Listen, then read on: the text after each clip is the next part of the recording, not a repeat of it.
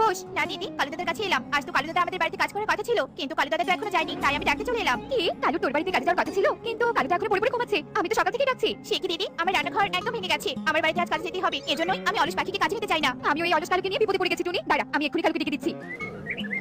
এরপর কাকুলি কালুকে ঘুম থেকে চিৎকার করে ডেকে তোলে। কি কাকুলি, তুমি এই ভোরে চিৎকার করে ডেকে তুলছো কেন শুনি? তাকিয়ে দেখো কালু, এটা ভোর না, অনেক বেলা হয়ে গেছে। টুনির বাসায় কাজ যাও বলছি।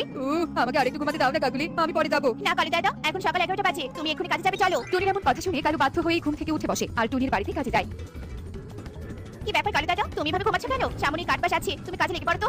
হ্যাঁ করছি। কালু ঝিমাতে ঝিমাতে কাজ করতে থাকে। এদিকে টুনি অন্য কাজে ব্যস্ত থাকায় কালুর কাজের দিকে আর নজর দিতে পারে না। এভাবেই বেশ কিছুক্ষণ কেটে যায়। কি কালু দাদা, তুমি কি না এইভাবে ঘুমাচ্ছ? সকাল দেখছি কাজে জায়গায় পড়ে আছে, তুমি একটু কাজ শেষ করোনি? আসলে মানে টুনি, আমি আসলে ঘর বানাতে পারি না। কি তুমি ঘর বানাতে পারো না মানে? তাহলে কেন কাজে ছিলে? আসলে কাকুলি সব সময় ঠানুর ঠানুর করে, আমি কাজ করি না জন্য, তাই তোকে বলেছিলাম কাজের কথা, তুই আমাকে ক্ষমা করে দে। সত্যি কালু দাদা, তোমার এই অলসতার জন্য তুমি বিপদে পড়বে। ভয় সৃষ্টিকর্তা, এখন আমি কোথায় অন্য কাজে পাখি পাবো? টুনি ভীষণ চিন্তায় পড়ে যায়। এদিকে কালু টুনির ঝাড়ি খেয়ে সেখান থেকে চলে আসে। এভাবেই দিন কাটতে থাকে। কালু ছিল ভীষণ অলস। কালু ঘুম ছাড়া কোনো কিছুই বুঝতো না। কালু কালু, তুই কি ধনী হতে চাস? তাহলে এখানে আয়, তোকে আর কোনো কষ্ট করতে হবে না। কালু আয় কালু।